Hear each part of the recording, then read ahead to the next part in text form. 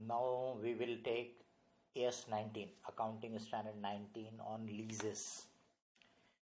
Lease में दो पार्टियां हैं, लेसर और लेसी। तो पहले अपन वहीं से शुरुआत करते हैं कि लेसर और ये लेसी के बीच में क्या होता है। तो लेसर अपना एसेट इसको यूज के लिए देता है, यूज ऑफ एसेट इसको देता है, एसेट देता है कि भाई आप यूज करो, ठीक है। उसके बदले में लेसी यानी कंसिडरेशन के तौर पे, उसकी कीमत के तौर पे लेसी जो पेमेंट करता है ऑन ए पीरियोडिक बेसिस, उसको अपन कॉमनली बोलते हैं लीज रेंट, बराबर, लीज रेंट। तो लेसी और लेसर के बीच में क्या हो रहा है कि लेसर अपना एसेट लेसी को दे रहा है कि भाई आप यूज कर सकते हो इसको फॉर अ सर्टेन पीरियड। उसके बदले में लेसी इसको किराया दे रहा है, रेंट दे रहा है, जिसको अपन बोलते हैं लीज रेंट, पीरियोडिक पेमेंट। अब ये जो लीज होती है, एक एग्रीमेंट बनता है जिसमें सब टर्म्स एंड कंडीशंस स्टिपुलेटेड रहेंगी, बराबर। अब ये जो लीज का एग्रीमेंट है, इसको क्लासिफाई किया जाता है दो टाइप की लीज में। इसको क्लासिफाई किया जाता है दो टाइप की लीज में, लेकिन यहां मैं एरो बना रहा हूं 3, पर लीज के टाइप कितने? 2। एक को बोलते हैं ऑपरेटिंग लीज और दूसरे को बोलते हैं फाइनेंस लीज। यही दो टाइप है लीज के, operating lease and finance lease. पहले सिंपल मतलब अपन देखेंगे, ठीक है। ऑपरेटिंग लीज मतलब किराए पे दिया, बट फाइनेंस लीज बोला मतलब बेसिकली इसने एसेट बेचा। तो लेसर एसेट बेच रहा है, लेसी एसेट खरीद रहा है, ये उसका सब्सटेंस है, the economic substance of the transaction. और अपन ने पढ़ा है जूनियर लेवल से कि सब्सटेंस ओवर फॉर्म का प्रिंसिपल अपन अप्लाई करते हैं, बराबर। तो सब्सटेंस ये है कि लेसर बेचना चाहता है, लेसर खरीदना चाहता है, उसका पेमेंट जो है वो पीरियोडिक बेसिस पे करने के लिए उन्होंने ये लीज एग्रीमेंट का रास्ता चूज किया है। तो इसलिए इसको बोला जाता है फाइनेंस लीज, यानी बेसिकली सेल ऑफ एसेट है। Hire purchase is treated as finance lease, hire purchase included here in finance lease, बराबर। हायर परचेज को अपन फाइनेंस लीज बोलेंगे। तो ये इन सब्सटेंस क्या है? सेल है। इन सब्सटेंस ये सेल है, इसलिए इसका जो ट्रीटमेंट है वो सेल की तरह होता है, सेल की अकाउंटिंग की तरह होता है। जबकि ये जो है ये एसेट इज ऑन रेंट दिया है, ऑन रेंट, किराए पे देने का है, तो इसलिए इसका ट्रीटमेंट जो है वो उस हिसाब से होता है, ठीक है। दोनों को मैं थोड़ा और एलोबरेट करता हूं, लेकिन तीसरा यहां पर जो हमने लिखा है वो है सेल एंड लीज बैक। इसका मतलब ये एसेट को बेचा और वापस उसको लीज पे ले लिया, सेल एंड लीज बैक। तो that is called sale and lease back. Sale and lease back यानी कोई नया नहीं है, बट उसमें डबल एक साथ हो रहा है। मान लीजिए कि यह ए, इसने ये बी को अपना एसेट बेचा, बराबर। ये एसेट इसने इसको बेचा और बदले में उसकी कीमत ले लिया, कंसिडरेशन, परचेस कंसिडरेशन। अच्छा, वापस उससे वो लीज पे एसेट ले रहा है, ये लीज पे एसेट वापस ले लिया और नेचुरल है उसके बदले में वो उसको फिर लीज रेंट पे करेगा। तो किसने एसेट बेचा है? ए ने एसेट बी को बेचा और वापस लीज पे ले लिया, तो इसके लिए वो सेल एंड लीज बैक है। For him it is a sale and lease back, बराबर। बी के लिए क्या है? बी के लिए वो सेल एंड लीज बैक नहीं है। ध्यान से देख लो, बी ने खरीदा है और फिर लीज पे दिया है, तो वो तो कोई भी लेसर करता है, कोई भी लेसर खरीदता है एसेट और लीज पे देता है, अगर वो लीज का बिजनेस करना चाहता है तो, ठीक है। तो इसलिए ये जो sale and lease back term है वो ये ए के पॉइंट ऑफ व्यू से है, बी के पॉइंट ऑफ व्यू से नहीं है। तो इसलिए AS19 जो है वो कुछ एडजस्टमेंट बताता है इन द बुक्स ऑफ ए, यानी जिसके लिए वो सेल एंड लीज बैक है। इसके लिए नथिंग स्पेशल, मतलब जैसे कोई भी पार्टी लीज को अकाउंट करता है वैसे बी अकाउंट करेगा कि उसने एसेट खरीद लिया था और उसने लीज पे दिया था, उसके लिए कुछ भी अलग नहीं है, वो एक लेसर बन जाएगा। ए जो है उसने बेचा और लीज पे लिया तो ए लेसी बन जाएगा। तो ये लेसी के पॉइंट ऑफ व्यू से है क्योंकि उसने सेल करके एसेट वापस लीज पे लिया। क्या एडजस्टमेंट है वो अपन बाद में बात करते हैं, ठीक है। तो ये ऐसे 3 पार्ट हो गया। ऑपरेटिंग लीज यानी एसेट को किराए पे देना, फाइनेंस लीज यानी कि बेसिकली एसेट को बेचना है। अभी कैसे डिसाइड होगा कि ये फाइनेंस लीज है या नहीं है, तो इसलिए उसके ऊपर अकाउंटिंग स्टैंडर्ड ने कुछ सिचुएशन बताई है जो ये इंडिकेट करेगा, जो प्रूव करेगा कि ये एसेट फाइनेंस लीज पे दिया हुआ है, it's a case of finance lease. और अगर वो उसमें नहीं फिट बैठता है तो then it will be treated as operating lease. Basically जहां ऐसा लगे कि substantially all the risk and reward incident to ownership transfer हो रही है तो then it is a finance lease. Substantially, all the risk and reward attached to ownership is transferred, then it is the case of finance lease. Otherwise, it is the case of operating lease. तो उसके कुछ indicator फिर वो accounting standard में भी दिए हुए हैं जो आपके मटेरियल में दिए हैं। जैसे कि number 1, ownership is transferred at the end of the lease term. तो इसका मतलब जब तक लीज है तब तक तो ओनरशिप ट्रांसफर नहीं हुई है, बट ओनरशिप लीज खत्म हुई, मान लो 5 साल का लीज है तो 5 साल के एंड में ओनरशिप आपको मिलने ही वाली है, तो it is as good as कि इसने एसेट बेचा और इसने एसेट खरीदा, बराबर।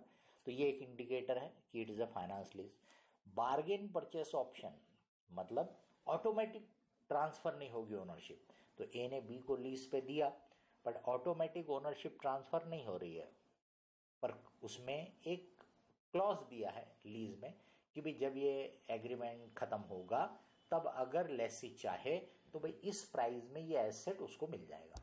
और वो जो प्राइस है जिसको बोलते हैं bargain purchase price, it is so attractive कि वो इनिशियल स्टेज में ही पक्का लग रहा है कि लेसी वो एक्सरसाइज करेगा, उसको बोलते हैं बार्गेन परचेस का option. Lease term is for the major part of the economic life of that asset। तो वो एसेट की जो लाइफ है कि मान लो एसेट 10 साल चलने वाला है और लीज पे दिया हुआ है उसको major part of the lease, automatic lease की ओनरशिप भी ट्रांसफर नहीं हो रही, बार्गेन परचेस ऑप्शन भी नहीं है, but life covered under the lease agreement is major part. अब मेजर पार्ट का मतलब यहाँ पे मोर देन 50% नहीं होना चाहिए बल्कि होना चाहिए सब्सटेंशियली फुल। तो जैसे कि 8 साल 9 साल, अब 10 साल उस एसेट की लाइफ है, अगर 9 साल तक आपने लीज पे ले लिया है तो ऑलमोस्ट पूरी लाइफ तो आप ही ने यूज कर लिया ना वो एसेट को। ओनर भी तो यही करता, उसकी पूरी लाइफ उसको यूज करने का हक रहता है, तो ऑलमोस्ट वही आपको मिल गया है, तो that is also an indicator of कि ये फाइनेंस लीज है। Present value of minimum lease payment is substantially equal to fair value of the asset. Fair value of the asset यानी एक तरह से आज की उसकी मार्केट वैल्यू है, बराबर। अब जो मिनिमम लीज पेमेंट किया जा रहा है बाय लेसी टू लेसर, उसकी प्रेजेंट वैल्यू अगर निकाली जाए, क्योंकि वो जो पेमेंट है वो तो थोड़ा थोड़ा थोड़ा पूरे पीरियड में स्प्रेडेड है, तो उसकी प्रेजेंट वैल्यू अगर निकाली जाए तो it is substantially equal to fair value है। तो मुझे बताइए कि अगर आप उस एसेट की पूरी कीमत उसको दे रहे हो तो इसका मतलब है ये तो फाइनेंस लीज ही हो सकता है, क्योंकि उसी केस में एसेट का पूरा बेनिफिट आपको मिल रहा होगा तभी आप उसकी पूरी कीमत देने को तैयार हो। Leased asset is of a specialized nature. अब बताइए कि वो एसेट लेसर ने लेसी के लिए स्पेशल टाइप का बना के दिया, तो क्या अगर वो ऐसे किराए पे देगा मान लो 2 साल के लिए और 2 साल के बाद लेसी ने वापस कर दिया तो वो लेसर क्या करेगा उस एसेट का, क्योंकि वो तो स्पेशलाइज्ड एसेट है जो उस लेसी के काम का था। तो बट नेचुरल है बाकी की कंडीशन भी उससे मैचिंग ऐसी होगी कि उसको यानी कि लेसर को उस एसेट का फुल वैल्यू मिलना चाहिए, तभी तो वो स्पेशलाइज्ड एसेट बना करके उसको देगा, है ना। स्टैंडर्ड एसेट रहा जिसको भाई इसको दिया 2 साल के लिए वापस आया फिर किसी और को दे दिया, वो ऑपरेटिंग लीज के लिए रहेगा। पर स्पेशलाइज्ड एसेट मैं उसको बना के तभी दूंगा जब मुझे लगेगा कि मुझे उसकी पूरी कीमत मिल रही है। तो ये भी एक इंडिकेटर है। Substance is that significant risk and reward are transferred. तो सब्सटेंस ऑफ द ट्रांजैक्शन ये है कि सिग्निफिकेंट रिस्क एंड रिवार्ड जो एक ओनर के साथ जुड़ा होता है वो उसको ट्रांसफर हो रहा है। तो ऐसे इंडिकेटर रहे तो इस पे से हम बोलेंगे कि it is the case of finance lease, और जो इनमें नहीं बैठेगा तो उसको बोलेंगे ऑपरेटिंग लीज। अब ऑपरेटिंग लीज में जो लीज रेंट है, that lease rent will be treated as income for the lesser, income for lesser and expense for lessee.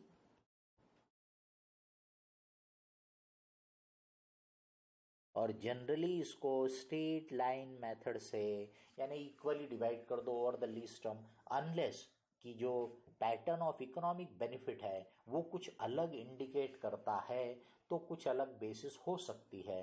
Otherwise इसको स्ट्रेट लाइन मेथड से रिकॉग्नाइज कर लो। दोनों पार्टियां, एक के लिए वो इनकम है, एक के लिए वो एक्सपेंस है। अब इसमें जो लेसर है वही ओनर है एसेट का, इसलिए वो डेप्रिसिएशन क्लेम करेगा। तो इसका डेप्रिसिएशन कौन क्लेम करेगा? लेसर इसका डेप्रिसिएशन क्लेम करेगा, बराबर। अब इसमें जो इनिशियल खर्चे होंगे, अगर इस लीज एग्रीमेंट के लिए इनिशियल खर्चे होंगे, इनिशियल एक्सपेंसेस, तो जो लेसर है उसके लिए दो रास्ते दिए हुए हैं कि वो चाहे तो इसको डेफर कर दे,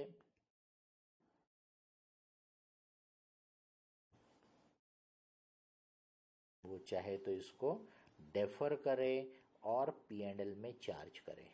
बट जो लेसी है जिसने इसको लीज पे लिया है उसके लिए AS 19 इनिशियल खर्चे के बारे में साइलेंट है, और इसलिए अपन बोल सकते हैं कि भी इसको राइट ऑफ कर दो, क्योंकि डेफर करना या कैपिटलाइज करना तभी चाहिए जब कोई अकाउंटिंग स्टैंडर्ड या अकाउंटिंग के नॉर्म्स उसको जस्टिफाई करेंगे तब, नहीं तो फिर उसको एक्सपेंस ट्रीट करना एप्रोप्रिएट होगा।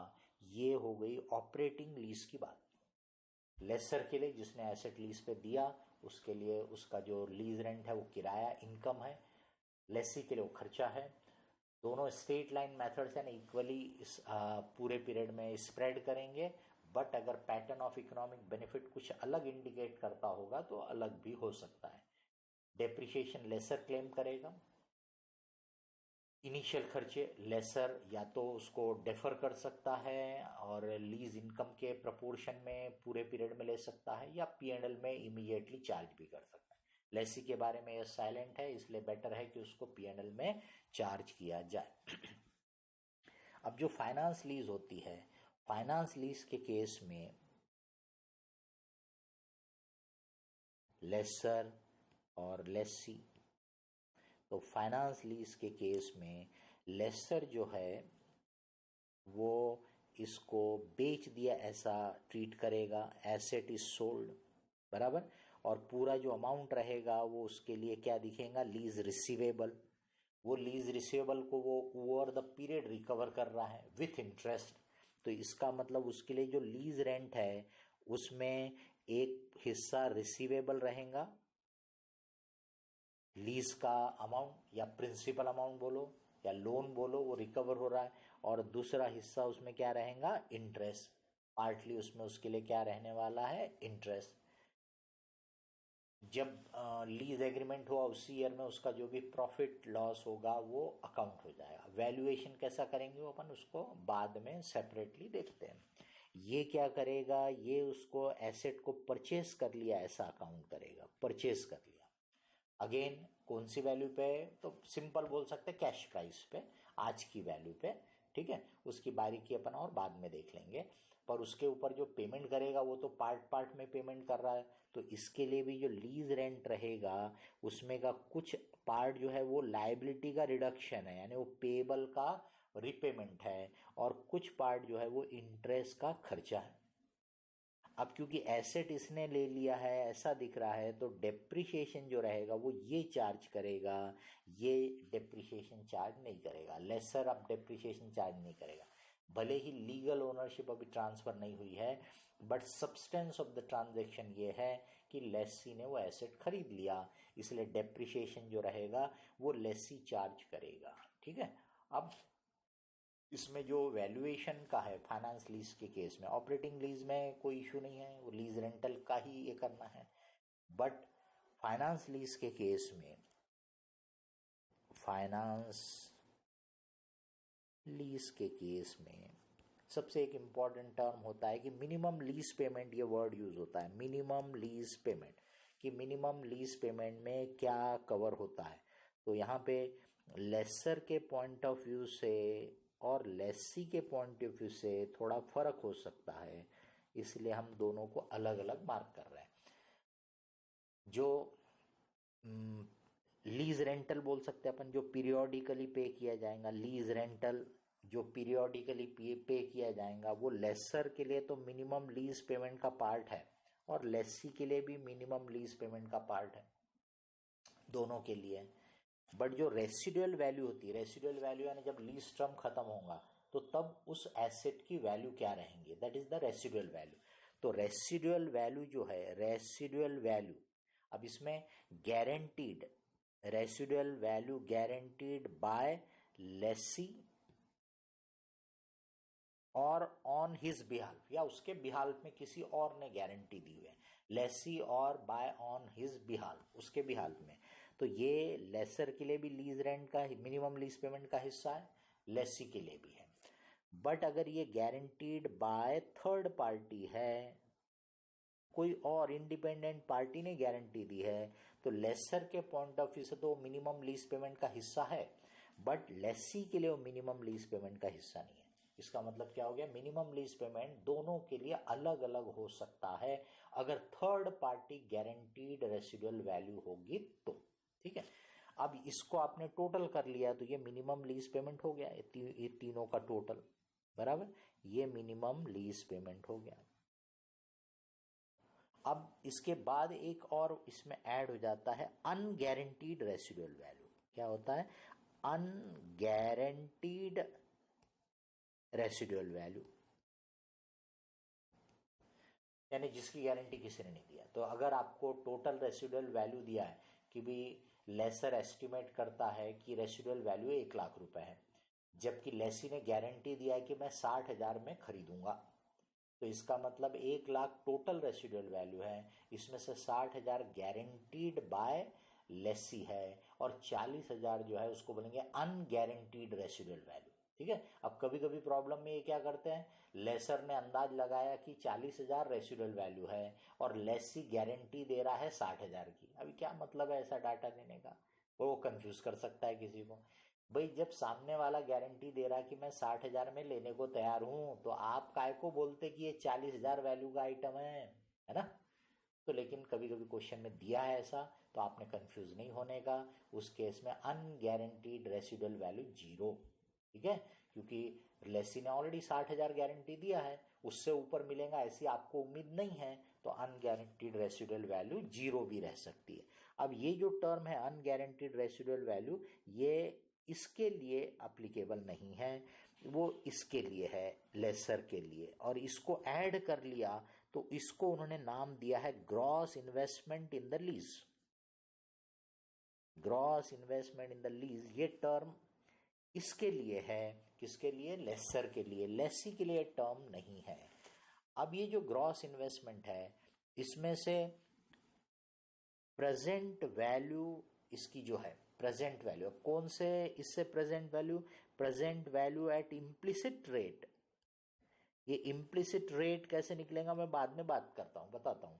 तो present value at implicit rate will be equal to fair value of the asset, क्योंकि इम्प्लिसिट रेट को ही डिफाइन ऐसा किया है कि implicit rate is that rate at which the present value of gross investment will be equal to fair value, क्योंकि gross investment थोड़ा थोड़ा करके पूरे पीरियड में मिलने वाला है, तो उसकी प्रेजेंट वैल्यू निकालो और वो फेयर वैल्यू के बराबर जिस रेट से आ रही होगी, that rate is implicit rate.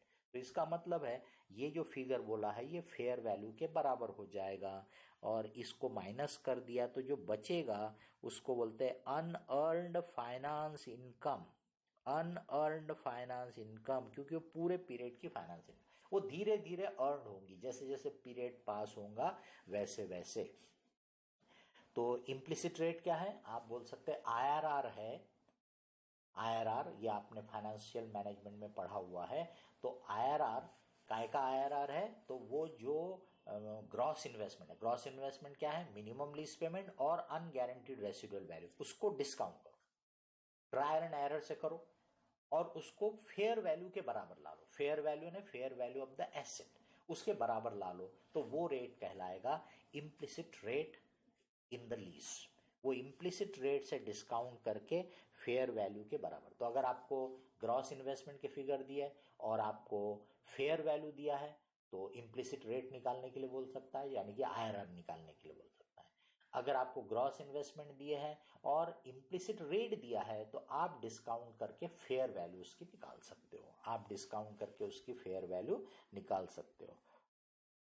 ये अब आ जाते हैं कि भी ये जो अकाउंटिंग करेगा, initial recognition,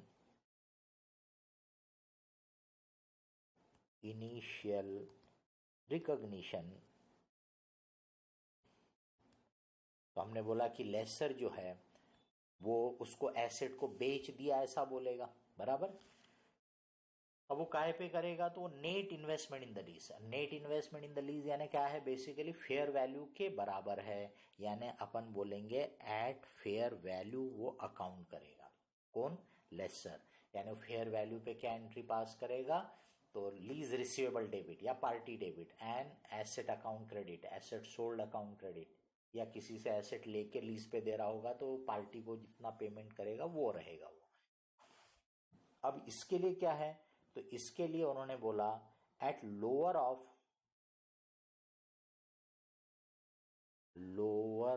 of fair value and present value of minimum lease payment, present value of minimum lease payment.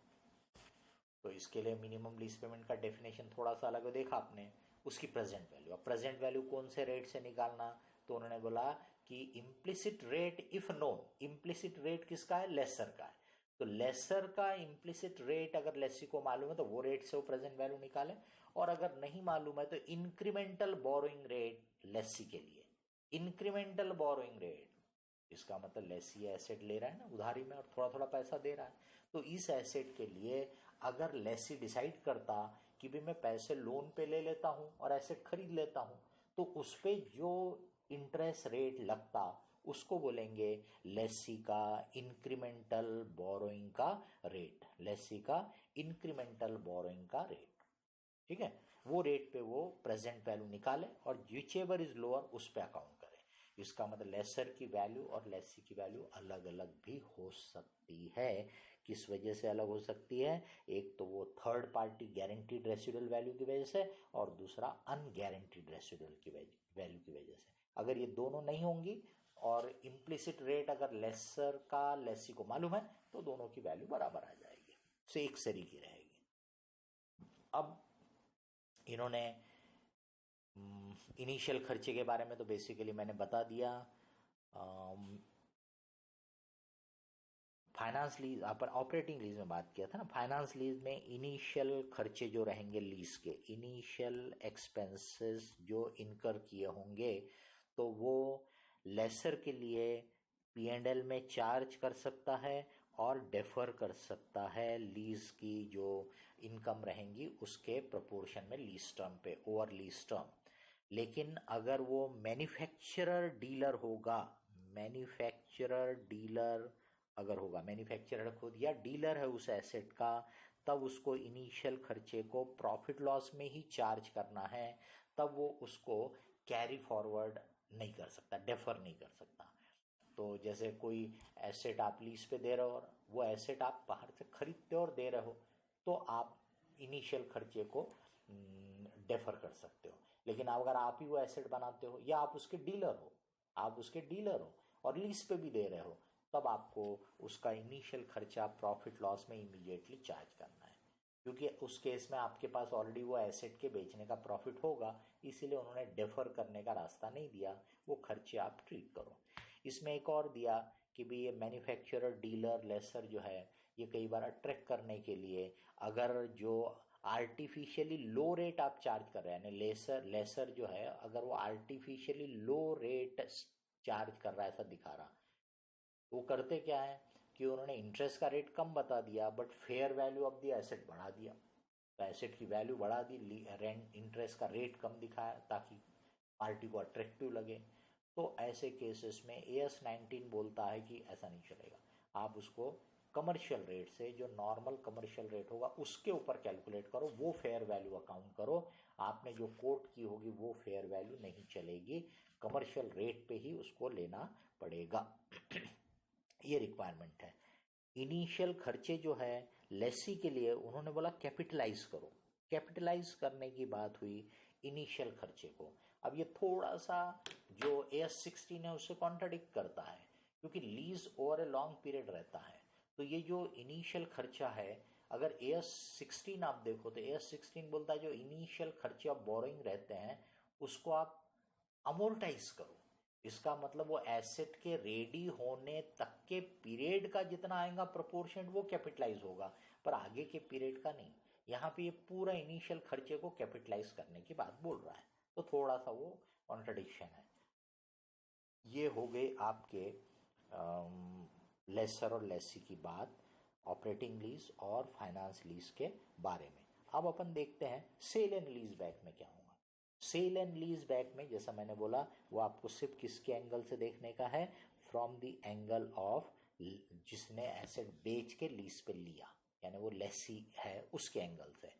तो उसने वो एसेट पहले बेचा और फिर लीज पे लिया, तो उसमें ये देखना पड़ता है कि लीज क्या है, इज इट फाइनेंस लीज और is it operating lease. If it is finance lease, अगर वो फाइनेंस लीज क्रिएट हो रहा होगा तो उसमें सिंपल है कि जो भी प्रॉफिट लॉस आया होगा, आपने एसेट बेचा ना तो उसमें प्रॉफिट लॉस दिख रहा होगा आपके बुक में, इसको आप डेफर करो ओवर दैट लीज टर्म, उस लीज टर्म में डेफर कर दो। क्योंकि आपने एसेट बेचा, मान लो बोलने के लिए बोल रहा हूँ 40,000 का एसेट 60,000 में बेचा, तो 40,000 पे आप वैसे डेप्रिसिएशन चार्ज करने वाले थे, आपने 60 में बेच दिया, 20,000 का प्रॉफिट दिखा रहा है, फिर 60,000 पे वही एसेट को लीज पे ले लिया, फाइनेंस लीज है इसलिए आप वो अपने बुक्स में एज एन एसेट दिखाओगे और फिर 60,000 पे डेप्रिसिएशन लोगे, है ना। तो मतलब 20,000 का प्रॉफिट अकाउंट हो गया और फिर मान लो कि उसकी लाइफ 4 साल है, तो 4 साल में आपने डेप्रिसिएशन ज़्यादा चार्ज किया, तो उसकी बजाय AS19 ने क्या कर दिया, वो जो 20,000 का प्रॉफिट है वो फर्स्ट ईयर में लेने के बदले 4 साल में एलोकेट कर दो, तो नेचुरल 4 साल में डेप्रिसिएशन ज़्यादा रहेगा और उसके अगेंस्ट में प्रॉफिट भी क्रेडिट होता चला जाएगा। अब अगर इज इट ऑपरेटिंग लीज, अगर ये ऑपरेटिंग लीज रहा तो क्या होगा, अगर ये ऑपरेटिंग लीज रहा तो फिर थोड़ा सा उसमें एलोबरेशन है कि भी जो आपने ट्रांजैक्शन किया था सेल का, सेल एट फेयर वैल्यू अगर है, सेल एट फेयर वैल्यू है तो प्रॉफिट लॉस को आप P&L में चार्ज कर दो, उसमें कुछ और एडजस्टमेंट करने की जरूरत नहीं है, मतलब नो एडजस्टमेंट एज सच, अगर सेल एट फेयर वैल्यू है, यानी जो वैल्यू पे सेल किया वो फेयर वैल्यू है। तो ये कब देखना है आपको, अगर आपकी सेल एंड लीज बैक से ऑपरेटिंग लीज क्रिएट हो रही होगी तो। अब अगर ये sale at below fair value है, बिलो फेयर वैल्यू है, तो इस केस में भी बेसिकली वो बोलता है कि प्रॉफिट और लॉस जो है वो P&L में ले लो, P&L सॉरी प्रॉफिट और लॉस इन P&L, प्रॉफिट या लॉस इन P&L ले लो, ये बोलता है। लेकिन फिर बोलता है if loss is compensated by lower lease rental then it should be deferred. तो एक तरफ मैंने उसको कम में बेचा एसेट और दूसरे तरफ जो लीज रेंटल है वो कम दे रहा हूं, मैं उसको लीज पे ले लिया और कम लीज रेंटल दे रहा हूं, तो वो बोल रहा है कि if loss is compensated by lower lease rental, तब वो लॉस को आप डेफर करो in proportion to that lease rent, बराबर। और तीसरा बोलता है कि sale at above fair value, sale at above fair value होगा तो पहले तो एक्सेस ओवर फेयर वैल्यू जितना है, ओवर फेयर वैल्यू उसको तो डेफर करना है आपको, excess over fair value defer कर दो। तो अब आपकी जो रिड्यूस्ड फेयर वैल्यू है, रिड्यूस्ड फेयर वैल्यू के बेसिस पे आप प्रॉफिट लॉस निकालो और उसको प्रॉफिट एंड लॉस अकाउंट में ले लो। रिड्यूस फेयर वैल्यू के बेस पे प्रॉफिट लॉस जो भी निकलेगा वो प्रॉफिट लॉस में ले लो। लेकिन फेयर वैल्यू से ऊपर जो सेल वैल्यू आपने बताई है, मैंने रिड्यूस फेयर वैल्यू बोला, एक्चुअली उसको बनना चाहिए रिड्यूस सेल वैल्यू। उसको क्या बनना चाहिए? Reduced sale value. तो फेयर वैल्यू से ज्यादा में सेल बताया, तो फेयर वैल्यू से ऊपर का जो अमाउंट है उसको अलग करो, उसको डेफर करो, और आप रिड्यूस सेल वैल्यू से जो प्रॉफिट लॉस आया उसको P&L में रिकॉग्नाइज करो। ये रिक्वायरमेंट है आपके सेल एंड लीज बैक के केस में, ठीक है।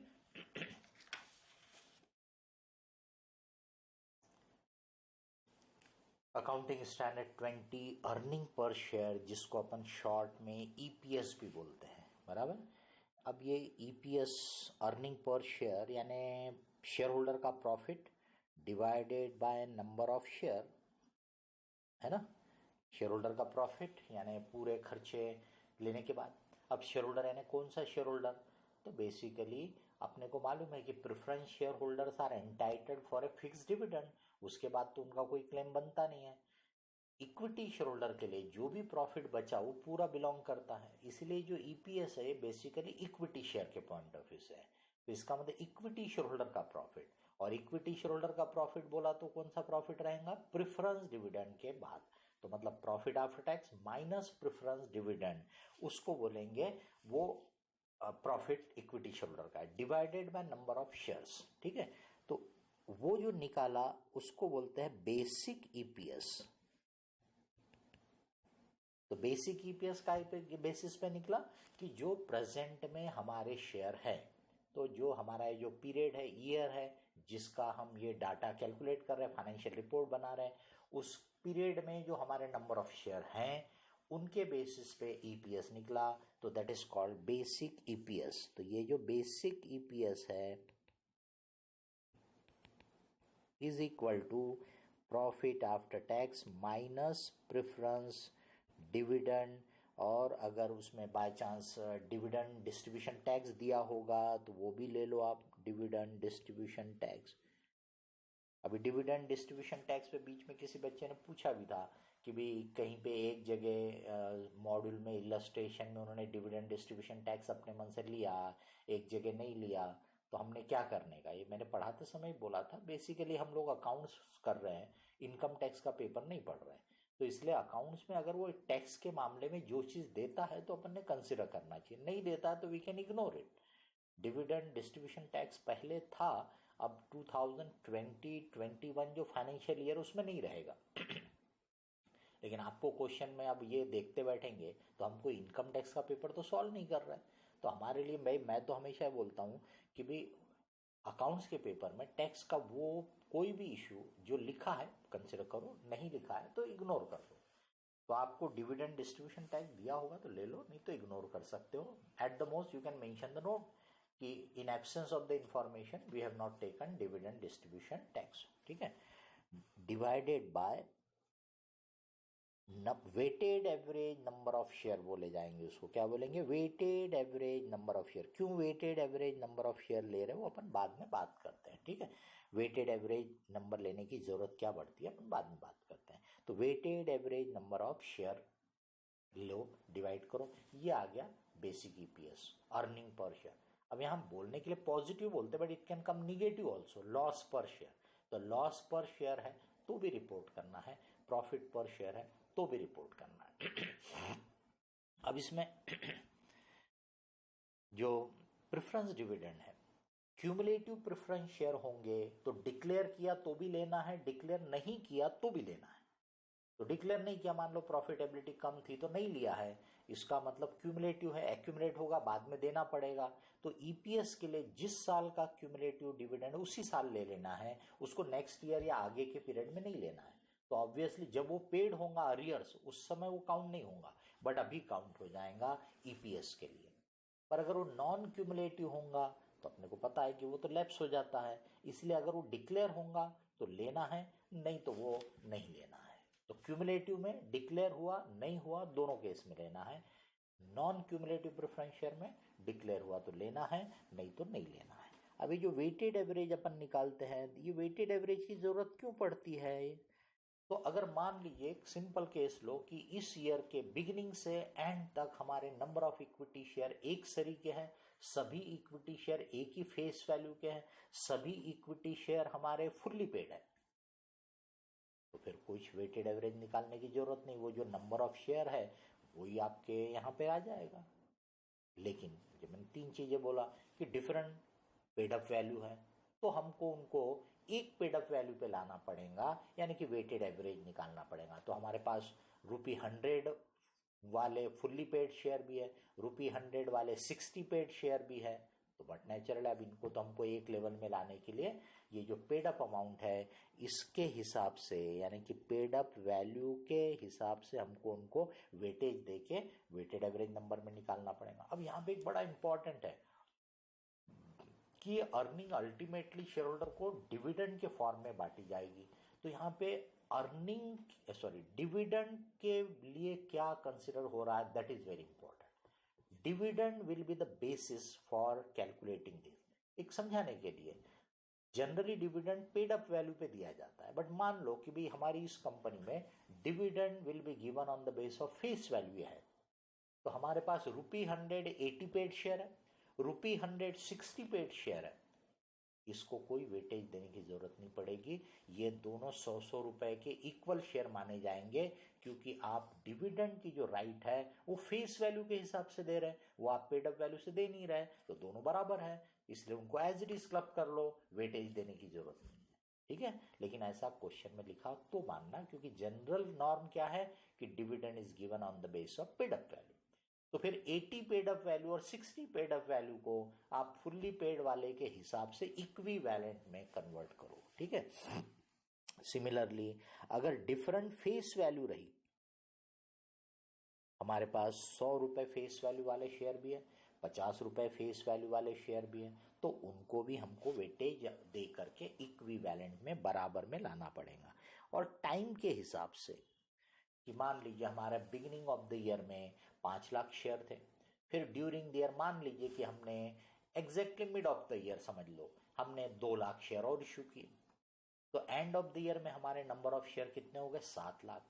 अब ये 7 लाख में जो 5 लाख शेयर है वो 12 महीने थे, तो टाइम के हिसाब से उसको 12/12 का वेटेज दो। लेकिन जो 2 लाख शेयर है वो मिड ऑफ द ईयर में इशू किए, तो उसको 6/12 का वेटेज दो, क्योंकि वो 6 महीने तक थे 12 महीने में से। ऐसे वेटेज दे करके आपको टाइम का वेटेज दे करके वेटेड एवरेज नंबर निकालना पड़ेगा। प्रॉब्लम में है आपके कि उसने शेयर इशू भी किया, उसने शेयर बायबैक भी किया, तो उनको कितने पीरियड के लिए इफेक्ट है उतने पीरियड का वेटेज दे करके निकालने की जरूरत पड़ेगी। ये हो गया बेसिक ईपीएस की बात। Okay, basic EPS. अब इसके बाद दूसरा इसमें एक टर्म होता है डाइल्यूटेड ईपीएस। अब ये डाइल्यूटेड ईपीएस के लिए एक टर्म यूज होगा पोटेंशियल शेयर। पोटेंशियल शेयर, तो इसका मतलब डाइल्यूटेड ईपीएस निकालने के लिए हमको existing share plus potential share दोनों को लेना है। अब ये पोटेंशियल शेयर यानी क्या? यानी जो आज की तारीख में तो शेयर नहीं है, क्योंकि आज की तारीख में अगर वो शेयर होता तो बेसिक ईपीएस के कैलकुलेशन में ऑलरेडी आ जाता, पर वो आज की तारीख में शेयर नहीं है, but it has potential to become share in future, तो that is called potential share. बराबर, तो पोटेंशियल शेयर को भी मिला लिया ईपीएस के कैलकुलेशन में। तो नॉर्मल कोर्स में क्या होने के चांस दिख रहा है? देखिए आप, ऊपर प्रॉफिट है न्यूमरेटर में, डिनोमिनेटर में नंबर ऑफ शेयर है, तो नंबर ऑफ शेयर आपके बढ़ रहे हैं, बिकॉज ऑफ पोटेंशियल शेयर के नंबर भी ऐड कर रहे हैं, तो ईपीएस घटने के चांस है, तो उसी को बोला है डाइल्यूटेड ईपीएस। तो हम लोग प्रूडेंस को फॉलो करते हैं, इसलिए हमारा ये AS20 क्या बोलता है कि भी जो यूज़र को आप इंफॉर्मेशन दे रहे हो कि भाई हम तो इतना अर्निंग पर शेयर कमा रहे हैं, लेकिन आपके इसमें ऐसे पोटेंशियल शेयर है जो आगे जाके अर्निंग को रिड्यूस करने वाले हैं, तो why it should not be disclose. तो इसीलिए रिक्वायरमेंट है कि डायलूटेड ईपीएस भी डिस्क्लोज करो, बेसिक ईपीएस भी बताओ, डायलूटेड ईपीएस भी बताओ। लेकिन वो जो पोटेंशियल शेयर है उसमें कुछ ऐसे हो सकते हैं कि जिनकी वजह से ऊपर यानी कि न्यूमरेटर में जो प्रॉफिट है वो भी बदलने वाला है, डिनोमिनेटर में नंबर भी बदलेंगे, और नेट नतीजा ये हो रहा है कि ईपीएस घटने की बजाय बढ़ रहा है, घटने की बजाय बढ़ रहा है।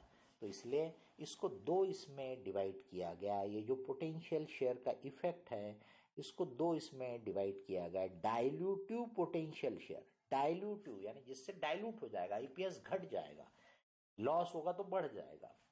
एंटी डाइल्यूटिव, एंटी डाइल्यूटिव इसका मतलब इसको इंक्लूड करने से ईपीएस घट नहीं रहा, बढ़ रहा है, बराबर है, या लॉस बढ़ नहीं रहा, घट रहा है। तो एंटी डाइल्यूटिव को अकाउंटिंग स्टैंडर्ड, देखिए हम लोग प्रूडेंस से जाते हैं ज़्यादातर जगह, तो ये जो एंटी डाइल्यूटिव होगा इसको सिंपली वो क्या बोलता है, इग्नोर इट, इग्नोर इट, भूल जाओ इसको, इसको छोड़ दो, इसका कोई इफेक्ट कहीं भी लेने की जरूरत नहीं है, इग्नोर इट। बट अगर डाइल्यूटिव है तो उसको इंक्लूड करना है, उसकी रिपोर्टिंग करना है। अब इसमें जो डाइल्यूटिव पोटेंशियल शेयर है इसको भी हम दो टाइप में डिवाइड कर सकते हैं, क्लासिफाई कर सकते हैं, दो टाइप के इसमें ये dilutive potential share.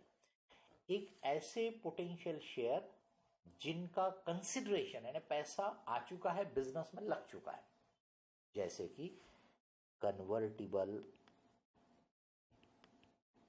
Preference share, convertible debenture. तो भाई ये आपकी बैलेंस शीट में अगर कन्वर्टिबल डिबेंचर है, कन्वर्टिबल प्रेफरेंस शेयर है, मतलब आपने इसका पैसा ऑलरेडी बिजनेस में यूज किया है ना।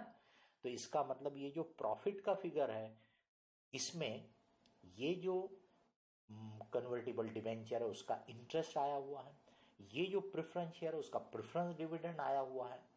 तो जब आपके ये convertible preference share, convertible debenture equity में कन्वर्ट हो जाएंगे, तब की बात कर रहे हैं अपन डाइल्यूटेड ईपीएस में, तो जब ये डिबेंचर प्रेफरेंस शेयर इक्विटी में कन्वर्ट हो जाएंगे तो फिर वो प्रेफरेंस डिविडेंड तो रहेगा नहीं, फिर वो इंटरेस्ट तो रहेगा नहीं।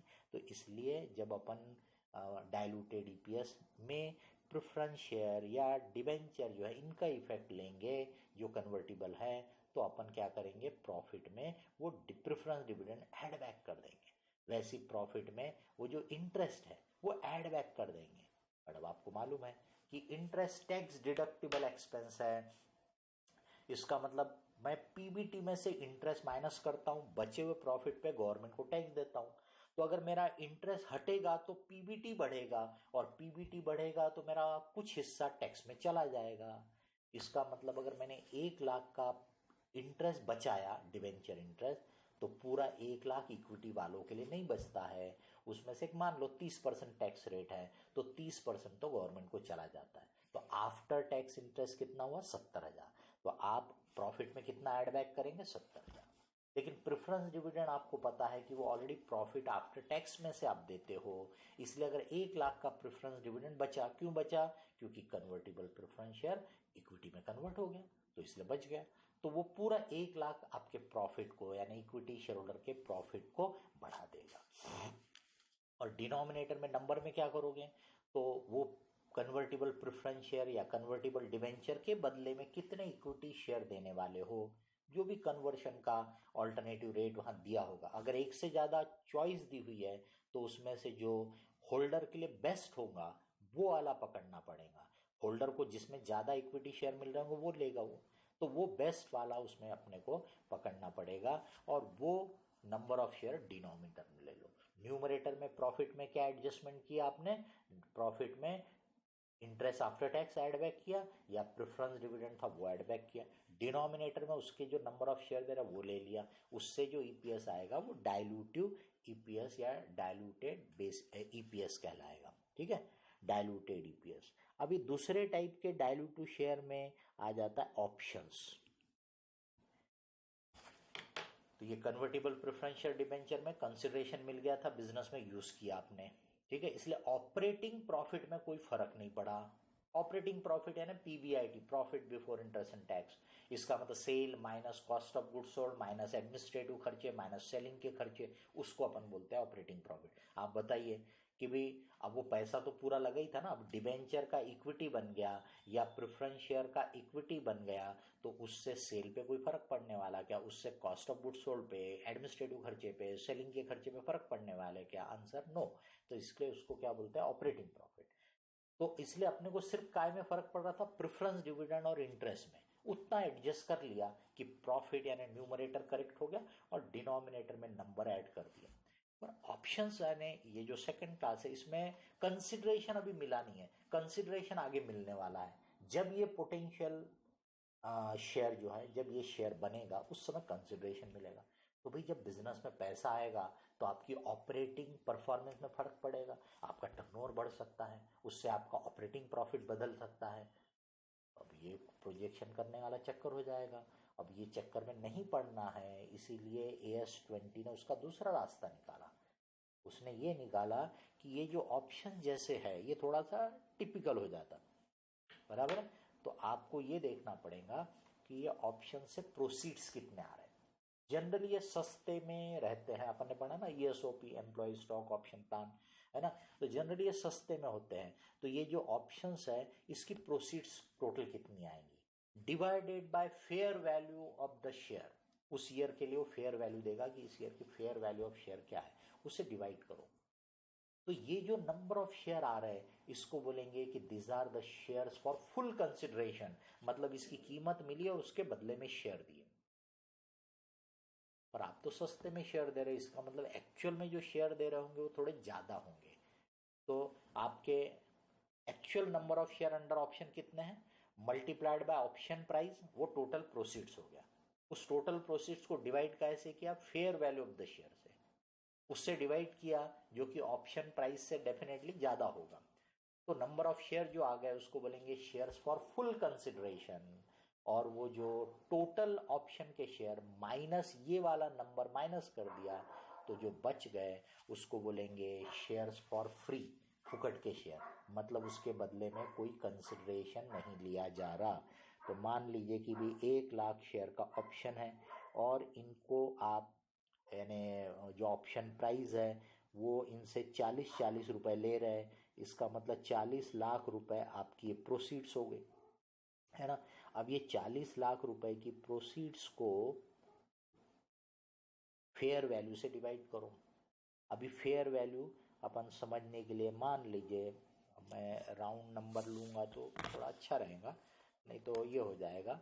पर राउंड में भी मैं 40 डिवाइडेड बाय 60 करूँ तो फ्रैक्शन आएगा, 40 डिवाइड बाय 70 करूँ, 100 ही ले लेता हूँ सीधे सीधे, ज़्यादा अच्छा रहेगा। 100 रुपये फेयर वैल्यू है मान लो। तो इसका मतलब अगर आपको 40 लाख रुपए मिलना रहता, आपको 40 लाख रुपए चाहिए और आप आज को अगर शेयर इशू करोगे तो 100 रुपये फेयर वैल्यू है तो 100 रुपये पे इशू करोगे, तो आपको सिर्फ 40,000 शेयर इशू करके 40 लाख रुपए मिल जाएंगे, बराबर है।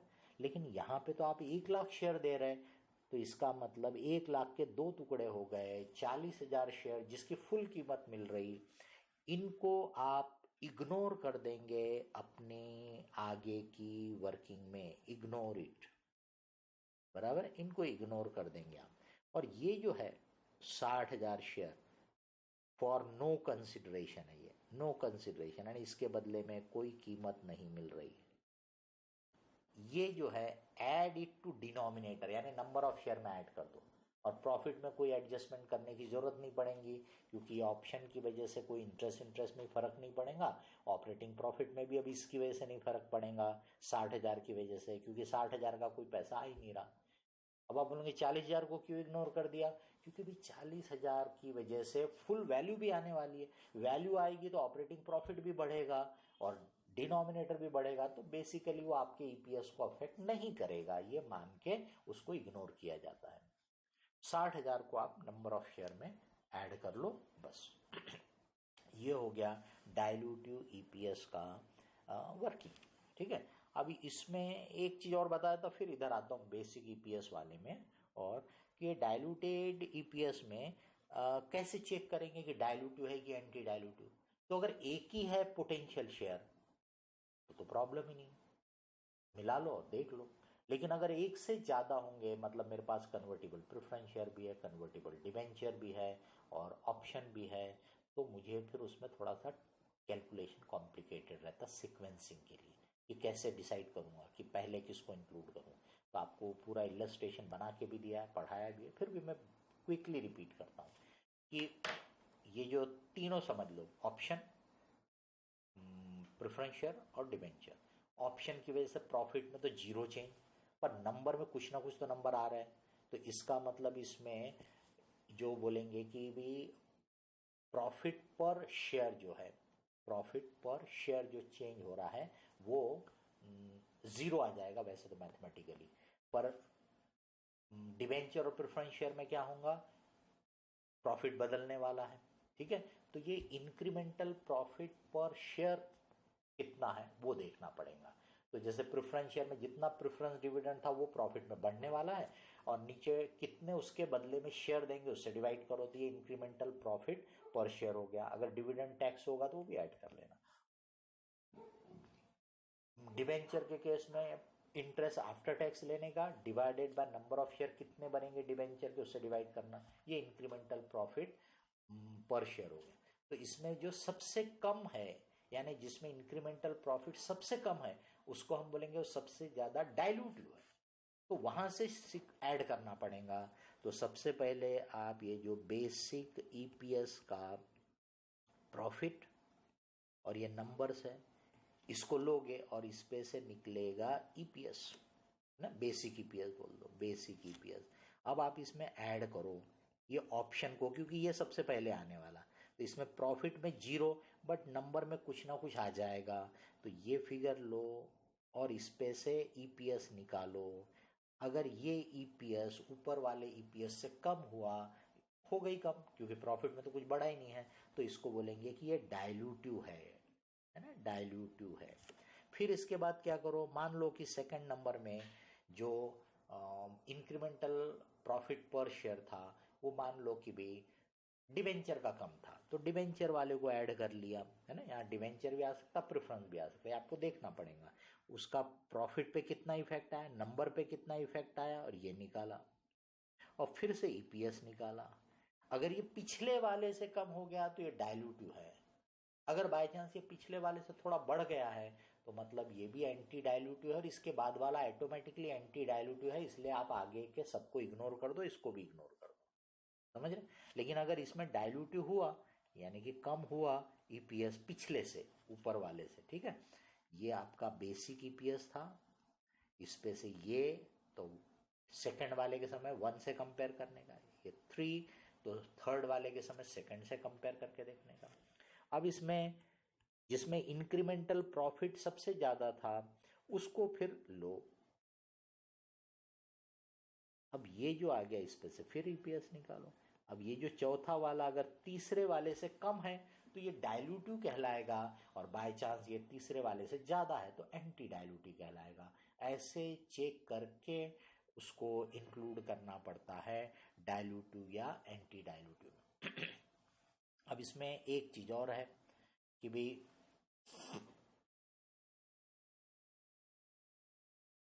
चेंज इन नंबर,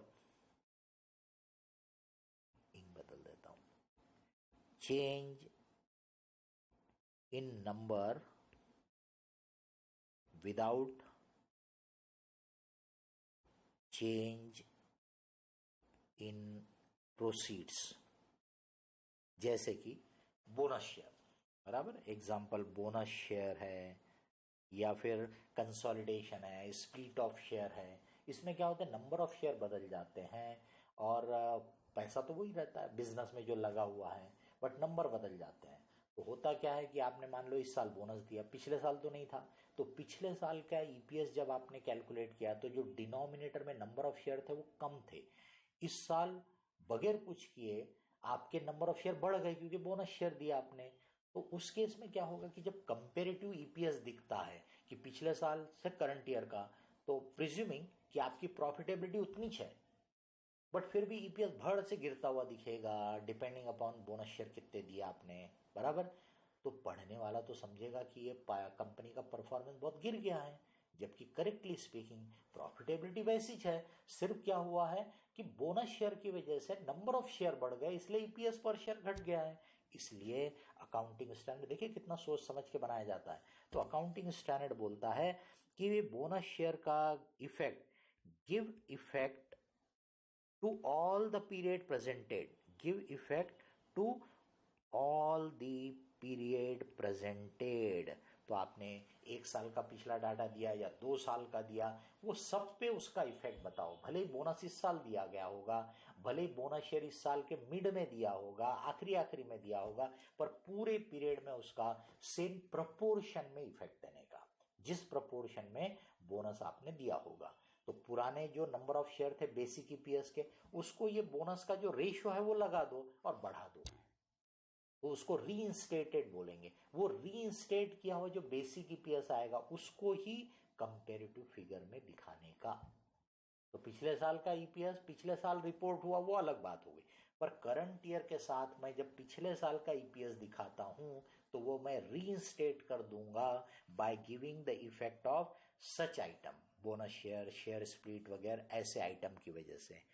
अब अपने को पता है कि राइट इश्यू में भी थोड़ा बोनस एलिमेंट रहता, पूरा बोनस नहीं हो, पूरा फुकट में नहीं दे रहे लेकिन सस्ते में दे रहे। तो अगर राइट इश्यू फेयर वैल्यू पे होगा तो उसमें कोई बोनस एलिमेंट नहीं है, कोई एडजस्टमेंट की जरूरत नहीं पड़ेगी। लेकिन अगर राइट इश्यू आपने सस्ते में दिया हुआ है, जो कि जनरली केस होता है कि राइट इशू क्या होता है, सस्ते में दिया जाता है। तो राइट इशू अगर आपने सस्ते में किया है तो उसका नतीजा क्या निकलने वाला है, उसका नतीजा निकलना है उसमें कुछ बोनस एलिमेंट आ गया। तो फिर उसका इफेक्ट कैसे देने का, तो अकाउंटिंग स्टैंडर्ड ने बोला कि एक मल्टीप्लायर फैक्टर कैलकुलेट करोगे। मल्टीप्लायर जैसे ऊपर आपने काय से मल्टीप्लाई किया था, बोनस का प्रपोर्शन जो था, बोनस इशू मान लो 2 शेयर पे 1 शेयर था, तो बोनस के पहले 2 थे तो बोनस के बाद 3 हो गए, तो आप पुराने हर नंबर ऑफ शेयर को 2 से डिवाइड करके 3 से मल्टीप्लाई करके बढ़ा दो, ऐसा मतलब था। अब यहाँ पे क्या करना, कैसे करना, तो उसके लिए मल्टीप्लायर है कि पुराने नंबर पे ये मल्टीप्लायर से मल्टीप्लाई करने का।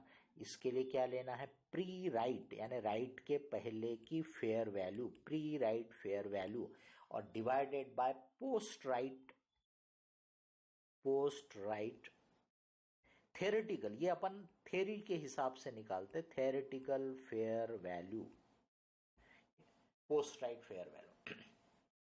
Fair value, pre right fair value यानी राइट के पहले का मार्केट वैल्यू, फेयर वैल्यू क्या है शेयर का वो दिया रहेगा।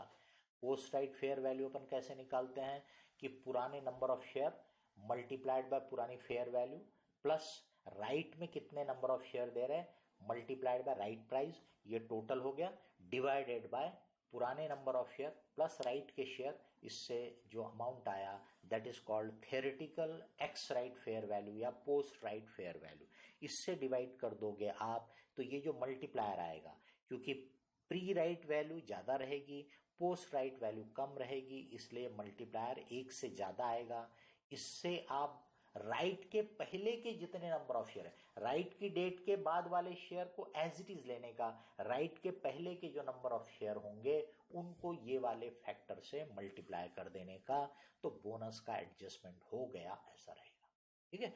इसके अलावा आपको अकाउंटिंग स्टैंडर्ड बोलता है कि जब आप प्रॉफिट लेते हो तो प्रॉफिट मतलब जो आप प्रॉफिट एंड लॉस अकाउंट में दिखाते हैं वो आना चाहिए। अब आपने AS5 पढ़ा है, net profit loss for the period में अपन प्रायर पीरियड आइटम भी लेते हैं, अपन एक्स्ट्रॉर्डनरी आइटम भी लेते हैं, इसलिए यहाँ पर प्रॉफिट का मतलब उसमें प्रॉफिट प्रायर पीरियड आइटम भी आ जाएंगे, एक्स्ट्रॉर्डनरी आइटम भी आ जाएंगे। लेकिन फिर अकाउंटिंग स्टैंडर्ड में एक चीज़ और आई है कि एक्स्ट्रॉर्डनरी अगर होगा तो आपको 2 बताना है, EPS including extraordinary and EPS excluding extraordinary, including और एक्सक्लूडिंग दोनों अलग अलग आप बता दो। तो एक्स्ट्रा ऑर्डिनरी प्रॉफिट लॉस वो भी लेना है, प्रायर पीरियड वो भी लेना है, उनको इग्नोर नहीं करना है। ये हो गए आपके अब इसमें आपको पता है कि जैसे पार्टली पेड शेयर है तो उनका जो पेड अप प्रोपोर्शन के हिसाब से अपन प्रोपोर्शनेट बेसिस पे ले लेंगे। अब उसमें और टेक्निकलिटीज है, तो जो अनकॉल्ड पोर्शन है वो डाइल्यूटिव ईपीएस के लिए ऑप्शन की तरह ट्रीट होना चाहिए, क्योंकि उसके पैसे बाद में कॉल करोगे तो वो भी नंबर ऑफ शेयर बन जाएगा। तो मान लो आपका ₹160 पेड शेयर है, तो ये 60 पेड के ऊपर डिविडेंड देने वाले, इसलिए आपने 60 पेड के तो वेटेड एवरेज दे के नंबर ऑफ शेयर निकाल लिए बेसिक ईपीएस के लिए। अभी जो ₹40 अनकॉल्ड है, कॉल्स इन अरियर्स भी रह सकता है, अनकॉल्ड भी रह सकता है, यानी कॉल किया पर नहीं आया ये भी रह सकता है और अनकॉल्ड भी रह सकता है। तो ये आगे जाके जब कॉल करोगे तो शेयर में आ जाएगा बराबर, क्योंकि तब फुल्ली पेड बन जाएगा। तो इसको पोटेंशियल शेयर की तरह लेना चाहिए। डाइल्यूटिव ईपीएस के लिए ऑप्शन का ट्रीटमेंट इसको देना चाहिए, जैसा ऑप्शन को दिया वैसा। इसके अलावा एक होता है शेयर एप्लीकेशन मनी, आपके पास आ गई है और अभी शेयर अलॉट नहीं हुआ है, तो उसको क्या ट्रीटमेंट देने का। तो शेयर एप्लीकेशन मनी जो होती है, शेयर एप्लीकेशन मनी, अब अगर ये रिफंडेबल है, मतलब इसका तो शेयर बनने ही वाला नहीं है ना, तो इग्नोर इट, इग्नोर कर दो, जो कुछ करना नहीं। अदर्स मतलब जो रिफंडेबल नहीं है, यानी कि उसके बदले में आपको शेयर अलॉट करना है, तो उसमें देखो मनी इज यूज्ड, मतलब उसका पैसा जो है ऑलरेडी बिजनेस में यूज किया गया है, तो इसको आप डाइल्यूटिव ईपीएस के लिए कन्वर्टिबल प्रेफरेंस शेयर या कन्वर्टिबल डिबेंचर, जैसा बोला ना आपने, convertible preference share, debenture share, वैसा ट्रीटमेंट दो डाइल्यूटेड ईपीएस के लिए। पर अगर इसकी मनी इज नॉट यूज्ड, मतलब इसका पैसा जैसे अलग बैंक में जमा करके रखा है, वो अभी यूज नहीं किया है बिजनेस के लिए, तो फिर इसको आप ऑप्शन की तरह ट्रीट करो फॉर डाइल्यूटिव ईपीएस। ये मेरे हिसाब से आपके लिए AS20 का सफिशेंट रिवीजन हो गया है ना। मोटा मोटा मैंने सभी चीज़ें उसमें आपको समझा दी। अब हम देखते हैं friends AS22 accounting for taxes on income. पुराने समय में जब तक यानी AS22 नहीं था, जो इनकम टैक्स के हिसाब से टैक्स कैलकुलेट होता था वही हम अपने प्रॉफिट एंड लॉस अकाउंट में एज एन एक्सपेंस डेबिट करते थे। उसका नतीजा क्या होता था, क्योंकि आपको पता है, आपने इनकम टैक्स भी एज ए सब्जेक्ट पढ़ा है, कि अकाउंट का प्रॉफिट और टैक्सेबल प्रॉफिट दोनों में फ़र्क होता है। क्योंकि कुछ आइटम जो अकाउंट में है वो टैक्स में डिफरेंटली ट्रीट होते हैं for the purpose of tax calculation. कभी कोई आइटम टैक्स में जल्दी अकाउंट होता है, अकाउंट में बाद में, कभी कोई अकाउंट में पहले अकाउंट होगा, टैक्स में बाद में, कभी किसी में कोई और तरीके का वेरिएशन होगा, कभी कोई आइटम अकाउंट में आएगा टैक्स में आएगा ही नहीं, यानी डिसअलाउड होगा वो। तो ऐसी वजह से अकाउंटिंग प्रॉफिट और टैक्सेबल प्रॉफिट ये दोनों अलग अलग होते हैं। तो टैक्स कैलकुलेट होता था टैक्सेबल प्रॉफिट पे और वो दिखाते थे आप अकाउंटिंग प्रॉफिट के नीचे। तो ऐसी सिचुएशन दिख सकती थी कि जहां पे अकाउंटिंग प्रॉफिट दोनों साल में इक्वल है, बट टैक्स जो देखा तो पहले साल में टैक्स बिल्कुल कम है, दूसरे साल में टैक्स बहुत ज्यादा है, या पहले साल में ज्यादा है दूसरे साल में बहुत कम है। इसका मतलब टैक्स का मैचिंग नहीं हो रहा था। टैक्स काय पे लग रहा है, प्रॉफिट पे, लेकिन अकाउंट में प्रॉफिट पहले पीरियड में दिख रहा है, उसका टैक्स इफेक्ट सेकंड में आ रहा है, या पहले पीरियड में जो प्रॉफिट नहीं दिखा उसका टैक्स आ गया, वो प्रॉफिट सेकंड पीरियड में आ रहा है। मैचिंग नहीं हो रहा था। वो मैचिंग करने का काम AS22 करता है।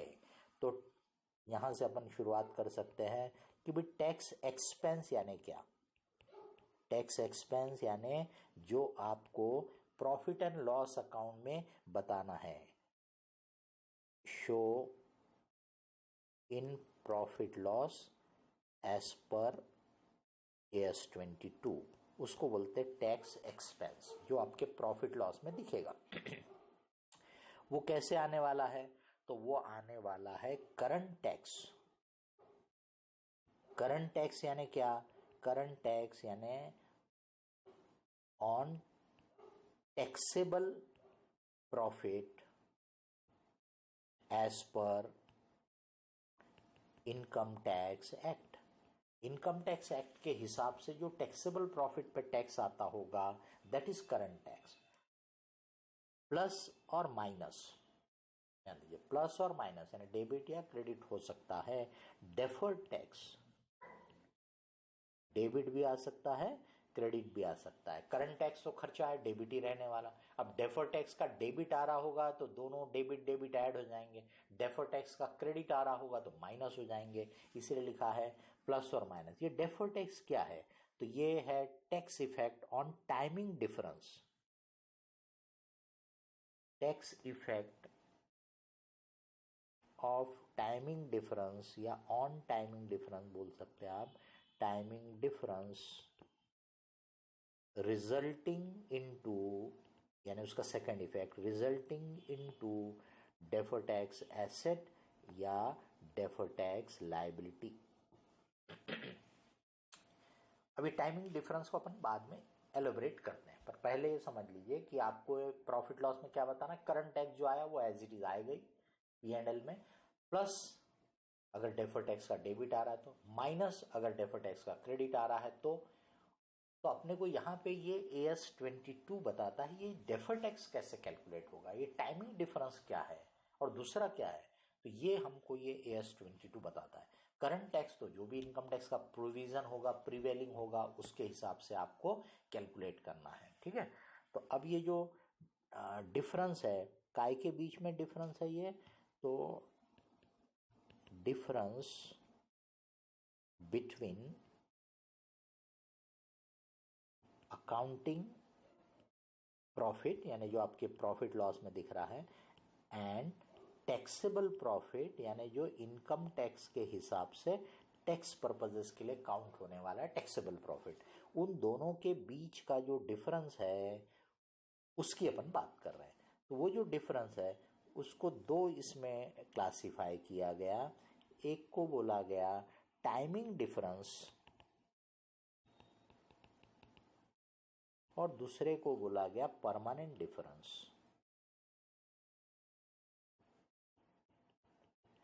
अब टाइमिंग डिफरेंस क्या है, तो which arises in 1 year and which is capable of reversing in 1 or more future year. तो जो एक साल में अराइज होता है, एक पीरियड में अराइज होता है, and which is capable of reversing in 1 or more future years, that is called timing difference. अपन बाद में उसकी एग्जांपल देख सकते हैं, बट सिंपल था, जैसे कि आप अकाउंट में स्ट्रेट लाइन मेथड से डेप्रिसिएशन ले रहे हैं, टैक्स में आप WDV मेथड से डेप्रिसिएशन रहता है, आपको पता है WDV का रेट जनरली ज़्यादा रहता है, टैक्स का रेट स्ट्रेट लाइन मेथड का रेट कम रहता है।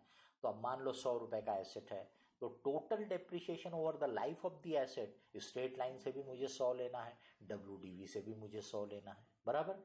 इसका मतलब कुल मिला के तो वो इक्वल रहना है, लेकिन क्या होता है शुरू के ईयर में अकाउंट में डेप्रिसिएशन कम आएगा स्ट्रेट लाइन अगर लिया तो, और WDV वाले ने टैक्स पर्पस के लिए डेप्रिसिएशन ज्यादा आएगा। तो ये डिफरेंस क्रिएट करेगा अकाउंटिंग प्रॉफिट में और टैक्सेबल प्रॉफिट में, बराबर।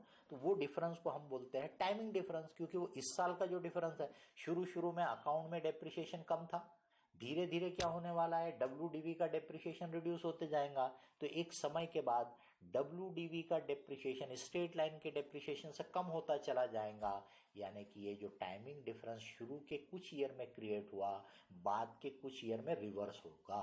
तो इसको बोलते हैं टाइमिंग डिफरेंस, मतलब which arises in 1 year and which is capable of reversing in 1 or more future year.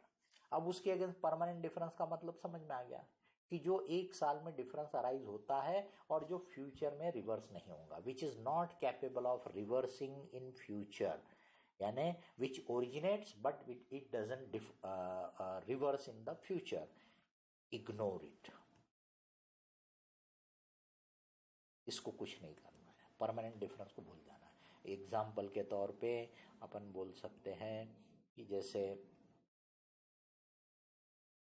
Cash expense disallowed. अब एक्सपेंस है तो P&L में तो डेबिट करोगे, लेकिन इनकम टैक्स के हिसाब से वो कैश में आपने पे किया था, अलाउड नहीं है, इसलिए डिसअलाउ हो गया।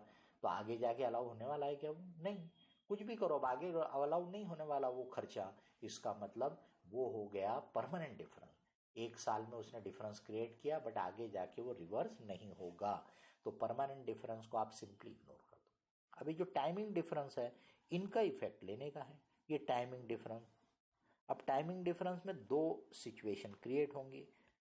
अब आप इसको अगर समझना चाहते हो अच्छे से, तो आप एक पॉइंट ध्यान में रखो, can you change this? The answer is no, you can't change this. वो तो टैक्सेशन लॉ से जो कैलकुलेट होगा वही रहेगा। इसका मतलब you have to think from this, बराबर, इसके पॉइंट ऑफ व्यू से। और ये जो भी डेफर्ड टैक्स की आप एंट्री करोगे, ये आप अपने अकाउंट बुक में करोगे। आपके अकाउंटिंग प्रॉफिट के लिए आप ये एडजस्टमेंट करना चाहते हो, बराबर। तो इसलिए आप अपने अकाउंटिंग प्रॉफिट के एंगल से अगर सोचोगे तो ज़्यादा अच्छे समझ में आए। टैक्सेबल प्रॉफिट पे तो जो करंट टैक्स कैलकुलेट होना था वो हो गया, पर अकाउंटिंग प्रॉफिट उससे डिफर कर रहा है। तो मेरे को एडजस्टमेंट करके उसको अकाउंटिंग प्रॉफिट से मैच कराना है, मैचिंग कराना है। तो दो चीज़ें पॉसिबल है किसी भी डिफरेंस की वजह से। Accounting profit is less. जब हम लेस बोलते हैं तो किससे लेस? टैक्सेबल प्रॉफिट से लेस, कंपेरेटिव टर्म है, ठीक है। अकाउंटिंग प्रॉफिट इज मोर, तो दूसरा लिखने की जरूरत नहीं है। अकाउंटिंग प्रॉफिट ज्यादा यानी टैक्सेबल प्रॉफिट कम, यानी उस आइटम की वजह से जिस आइटम ने डिफरेंस क्रिएट किया। There can be more than one item, 2, 4, 5 item हो सकते हैं, ठीक है। तो जिन आइटम की वजह से डिफरेंस क्रिएट हुआ उन्हें एक एक आइटम के ऊपर ये कैलकुलेशन करना पड़ता है। तो आप देखो कि उस आइटम की वजह से अकाउंटिंग प्रॉफिट बढ़ गया, तो मुझे बताइए, अगर अकाउंट में प्रॉफिट ज़्यादा है तो टैक्स भी तो ज़्यादा दिखाना पड़ेगा। इसका मतलब टैक्स को बढ़ाना है तो डेफर टैक्स में डेबिट। अकाउंट में प्रॉफिट कम है तो टैक्स को कम करना पड़ेगा, टैक्स को कम करना है तो डेफर टैक्स में क्रेडिट, बराबर। तो यहाँ पे देखिए, आप डेफर टैक्स को करोगे डेबिट, और यहाँ पे आप डेफर्ड टैक्स को करोगे क्रेडिट, क्योंकि आपको टैक्स को कम करना है। क्यों कम करना? अकाउंट में प्रॉफिट कम है, प्रॉफिट कम है तो टैक्स भी कम कर दिखना चाहिए, तभी तो मैचिंग होगा। तो अब इसका सेकंड इफेक्ट, डेफर टैक्स में क्रेडिट किया तो इसका second effect defer tax asset में जाएगा। डेफर टैक्स एसेट डेबिट और डेफर टैक्स क्रेडिट। ये डेफर टैक्स जो है ना, ये P&L के साथ आप एडजस्ट करने वाले हो, ये P&L के साथ आप एडजस्ट करने वाले हो P&L में, बराबर। और ये जो डेफर टैक्स एसेट है, डेफर टैक्स लाइबिलिटी है, ये आपकी बैलेंस शीट में जाने वाला है। यहाँ पे अभी डेफर टैक्स लाइबिलिटी आएगा, ये कहाँ जाने वाला है? आपके बैलेंस शीट में जाने वाला है, ठीक है। तो डेफर टैक्स में डेबिट किया तो डेफर टैक्स लाइबिलिटी में क्रेडिट कर दिया। ऐसा सोचने का आपने, किसी भी आइटम की वजह से क्या हो रहा है। तो जैसे एग्जांपल के तौर पे यहाँ पे आपके वो जो सेक्शन 43B में टैक्स ड्यूटी वगैरह डिसअलाउ होते हैं, सेक्शन 43B में टैक्स ड्यूटी, ये आपने उनका प्रोविज़न कर लिया बट पे नहीं किया, तो इनकम टैक्स बोलता अभी नहीं अलाउ करेंगे आपको। पर आपने अकाउंट में तो डेबिट कर दिया, तो अकाउंटिंग प्रॉफिट कम हो गया, अब वो टैक्स में अलाउ नहीं हुआ, तो करंट टैक्स तो ज़्यादा भरना पड़ा आपको। बट अगले साल जब वो टैक्स और ड्यूटी आप भर दोगे, पे कर दोगे, तो इनकम टैक्स में वो अलाउड हो जाएगा। इसका मतलब वो टाइमिंग डिफरेंस इस साल क्रिएट हुआ, अगले साल रिवर्स होगा, अगले साल बोले उसके बाद जब भी होगा रिवर्स होने वाला है। तो इसको आप देखिए, अकाउंटिंग प्रॉफिट कम तो टैक्स को कम करना है, इसलिए डेफर टैक्स को क्रेडिट किया और डेफर टैक्स एसेट को डेबिट किया। अब इधर जैसे एग्जाम्पल है आपका डेप्रिशिएशन। डेप्रिशिएशन हमने ये मान लिया कि भी अकाउंट में स्ट्रेट लाइन मेथड है और WDV है टैक्स में, इनकम टैक्स में WDV है, अकाउंट में आपने स्ट्रेट लाइन लिया है, तो डिफरेंस आया। तो शुरू में आपका ये डिफरेंस क्या होने वाला? अकाउंट में डेप्रिशिएशन कम, डेप्रिशिएशन कम तो अकाउंटिंग प्रॉफिट ज़्यादा, प्रॉफिट ज़्यादा तो भी टैक्स भी ज़्यादा लगना चाहिए, ऐसा सोचने का। तो डेफर टैक्स में डेबिट और डेफर टैक्स लायबिलिटी में क्रेडिट। ठीक है, ये आपको हमने तरीका बता दिया कि कैसे आप सोचेंगे कि डेफर्ड टैक्स एसेट या डेफर्ड टैक्स लायबिलिटी क्या क्रिएट होने वाला है। अब इसमें डेफर्ड टैक्स एसेट के बारे में, क्योंकि हम लोग प्रूडेंस से चलते हैं, कंजर्वेटिज्म से चलते हैं, तो इसलिए इसको रिकॉग्नाइज करते समय अकाउंटिंग स्टैंडर्ड बोलता है कि recognise only if there is virtual और रीजनेबल सर्टेनिटी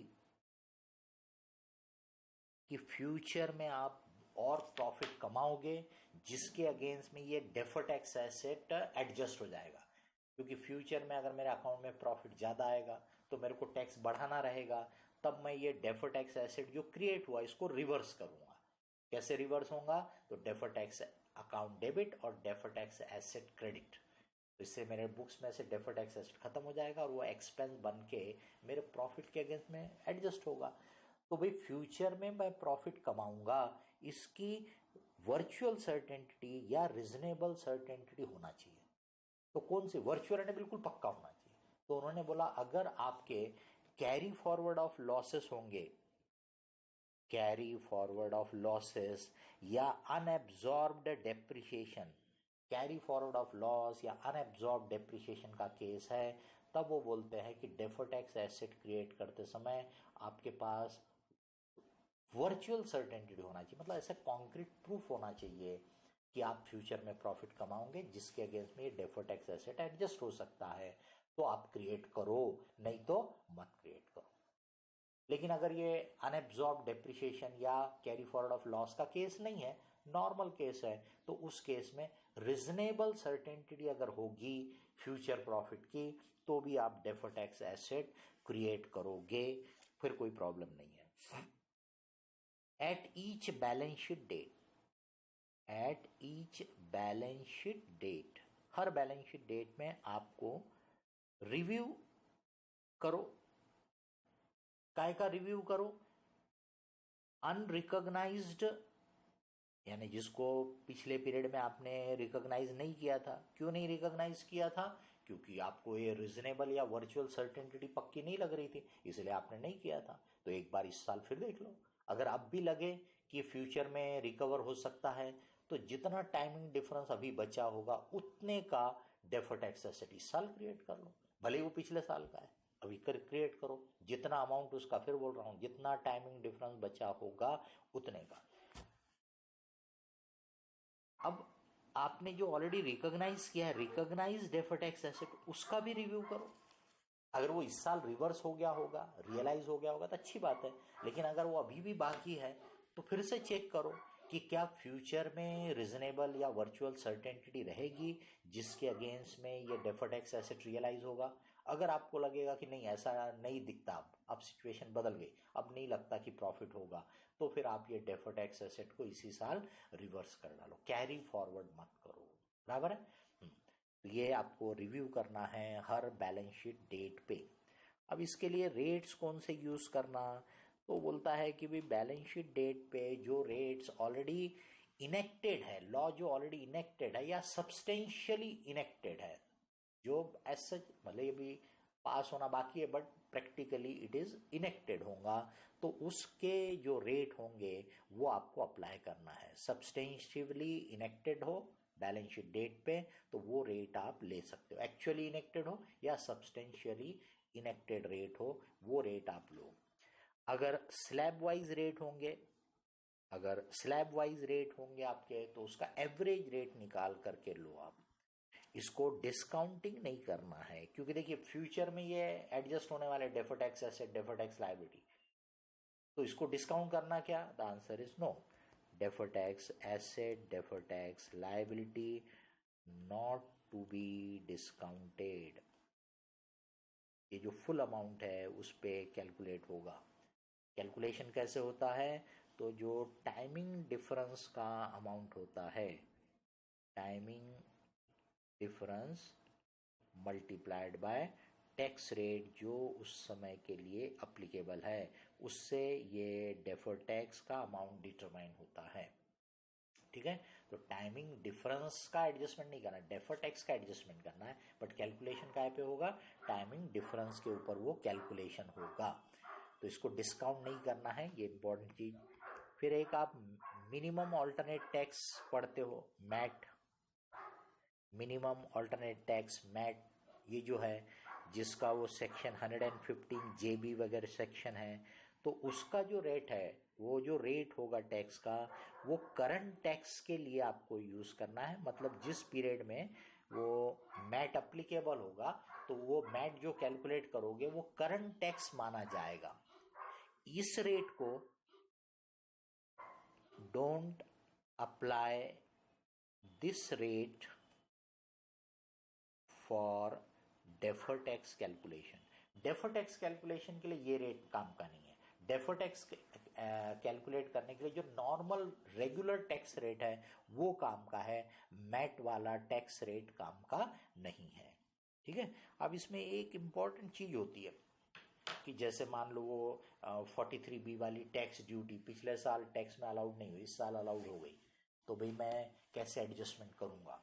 तो क्या मैं जितना वो टैक्स ड्यूटी है मल्टीप्लाइड बाय टैक्स रेट लेकर के उतना डेफर टैक्स एसेट को रिवर्स कर डालूं? यहाँ पे ये आपका गलत भी हो सकता है अगर टैक्स रेट बदला होगा तो टैक्स रेट बदला नहीं होगा तो प्रॉब्लम नहीं जाएगा। लेकिन अगर टैक्स रेट बदल गया होगा, क्योंकि पिछले साल टैक्स रेट अलग था, इस साल टैक्स रेट अलग है, इसलिए ऐसे रिवर्सल को ऐसे कैलकुलेट मत करो।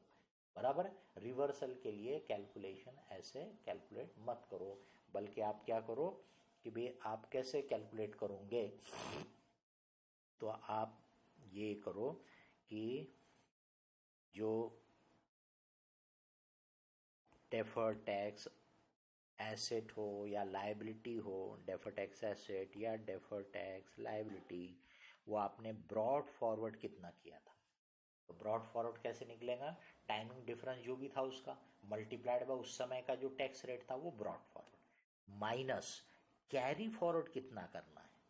तो कैरी फॉरवर्ड का अमाउंट कैलकुलेट कर लो कि अभी कितना बचा टाइमिंग डिफरेंस, वो टाइमिंग, क्योंकि कुछ रिवर्स हो गया तो जो टाइमिंग डिफरेंस बचा उतना टाइमिंग डिफरेंस पे करंट टैक्स रेट, अभी का जो टैक्स रेट है वो आप अप्लाई करो, और ये जो बैलेंस आया, बैलेंस टू बी रिवर्स्ड,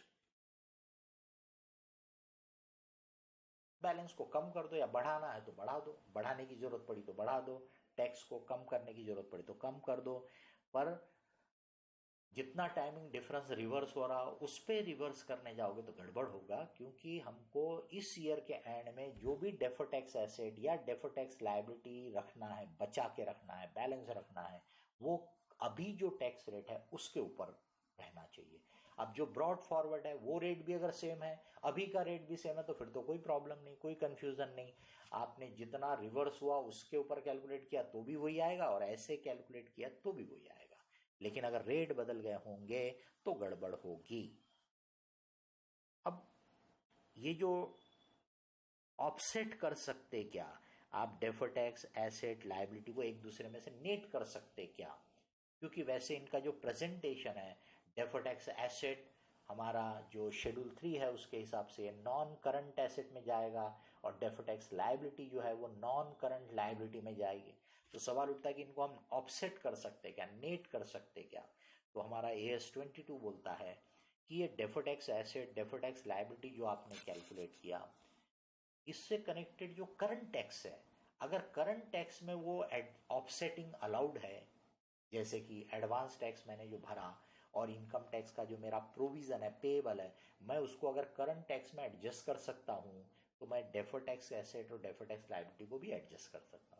लेकिन अगर वो मैं एडजस्ट नहीं कर सकता हूं तो ये भी एडजस्ट नहीं कर सकता हूं। जनरली क्या होता है, बड़े ऑर्गेनाइजेशन का इमेजिन करो, उनके पास कोई टैक्सेशन के जो कैलकुलेशन है, डिफरेंट टैक्स जो बोलेंगे रेजिम अलग अलग, क्योंकि मान लीजिए कि मैंने इंडिया में भी प्रॉफिट कमाया, मैंने किसी दूसरे कंट्री में भी प्रॉफिट कमाया, वहां पे मान लीजिए मेरा टैक्स पेबल निकल रहा है, और इंडिया में जो मैंने प्रॉफिट कमाया उसके ऊपर मैंने एडवांस टैक्स भरा है, ज़्यादा का भर दिया हुआ है, तो बताइए कि वो फॉरेन कंट्री के टैक्स पेबल में इंडिया वाला एडवांस टैक्स एडजस्ट हो सकता है क्या? नहीं हो सकता। दो अलग अलग टैक्स रिजीम है वो, तो उनको मैं एडजस्ट नहीं कर सकता। तो इसका मतलब उधर का डेफर टैक्स एसेट लायबिलिटी और इधर का डेफर टैक्स एसेट लायबिलिटी भी आपस में एडजस्ट नहीं हो सकता। ये इसका AS22 का रिक्वायरमेंट है। ठीक है, तो अगर करंट टैक्स में एडजस्टमेंट पॉसिबल है तो डेफर टैक्स में भी पॉसिबल है, नहीं तो नहीं। आपको अलग अलग दिखा तो आपने बैलेंस शीट में अलग अलग ही दिखाने का। Defer tax asset non current asset में दिखा दो, defer tax liability non current liability में बता दो। अब इसमें एक पॉइंट और है, ट्रांजिशनल प्रोविजन। ट्रांजिशनल प्रोविजन पिछले बार भी बताया था। ट्रांजिशनल प्रोविजन मतलब जब नया एएस कोई भी इफेक्टिव होता है तो अगर उससे रिलेटेड पुराने वाले जो आइटम होंगे उनको क्या करना। तो AS22 ने क्या बताया हमको कि जब ये पहली बार अकाउंटिंग स्टैंडर्ड अप्लीकेबल होगा तो उस ईयर के बिगिनिंग में आप ये देखो कि एसेट और लायबिलिटी अकाउंट में क्या दिख रहा है और टैक्स पर्पस के लिए क्या दिख रहा है। क्योंकि जैसे आप सिंपल सा ध्यान में लाओ, फिक्स एसेट अकाउंट में स्ट्रेट लाइन डेप्रिसिएशन लिख रहा है, ले रहा है तो अलग दिखेगा, बट टैक्स के कैलकुलेशन में जो फिक्स एसेट होगा वो अलग होगा, क्योंकि उसमें WDV डेप्रिसिएशन आप कैलकुलेट कर रहे हैं, है ना। तो ऐसे जो जो आइटम होंगे वो बोलते हैं कि आप अकाउंट में क्या है वो देखो और टैक्स में क्या है वो देखो। जिनमें कोई चेंज नहीं है उनमें तो कोई चिंता नहीं है, पर जिनमें चेंज है उनके वो डिफरेंस को आप टैक्स के रेट से मल्टीप्लाई करके ये ओपनिंग डेट का defer tax asset defer tax liability create करो, क्योंकि ये पुराने पीरियड से आया हुआ है।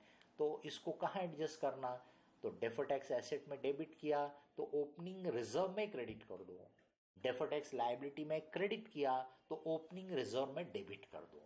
इसका मतलब इसको ओपनिंग रिजर्व में एडजस्ट करने का है, जो भी ओपनिंग डेट पे आएगा। एसेट और लायबिलिटी को कंपेयर करके बुक्स की, अकाउंट बुक की एसेट लायबिलिटी और टैक्स वाली एसेट लायबिलिटी, ठीक है। इसीलिए इसको बोला गया है बैलेंस शीट अप्रोच। इसको क्या बोला है, बैलेंस शीट अप्रोच। बाकी का जो आपका रहता है, यानी अभी जो अपन ने पढ़ा, ये क्या कहलाता है, इनकम स्टेटमेंट अप्रोच। क्योंकि यहाँ पे अपन प्रॉफिट एंड लॉस में क्या आया अकाउंट में और टैक्स में वो देख रहे हैं, तो बैलेंस शीट वाले नहीं देख रहे अपन, बल्कि प्रॉफिट लॉस से देख रहे हैं। इसीलिए उन्होंने अपन जो नॉर्मल AS22 में पढ़ रहे हैं इसको इनकम स्टेटमेंट अप्रोच बोला है, पर जो ट्रांजिशनल एडजस्टमेंट है इसको उन्होंने बोला है बैलेंस शीट अप्रोच है। अब एक पॉइंट और, टैक्स हॉलिडे का। टैक्स हॉलिडे आपको पता है कि कई बार ऐसे गवर्नमेंट के एरियाज होती कि यहाँ पे अगर आप इंडस्ट्री डालोगे तो इतने साल तक आपको टैक्स नहीं लगेगा।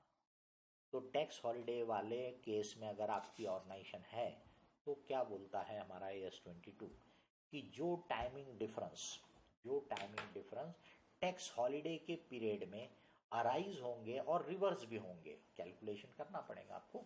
जो timing difference tax holiday period में अराइज होंगे और रिवर्स भी होंगे वो आपको इग्नोर कर देना है, उस पर आपको कुछ भी नहीं क्रिएट करना है।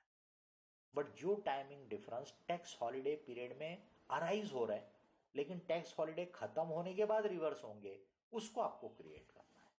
और कब से क्रिएट करना है, जब वो टाइमिंग डिफरेंस अराइज हुआ तभी क्रिएट करना है। भले ही वो टैक्स हॉलिडे का पीरियड है पर आपको क्रिएट करना है, क्योंकि वो रिवर्स कब होने वाला है, टैक्स हॉलिडे खत्म होने के बाद, और उस समय तो हमको टैक्स अप्लीकेबल रहेगा। तो इसलिए उसका टाइमिंग डिफरेंस का defer tax asset defer tax liability create करने का है। ठीक है, this is all about your AS22। मोटा मोटा हमने तो सभी इंपॉर्टेंट चीजें आपको बता दिया, राइट। Okay then.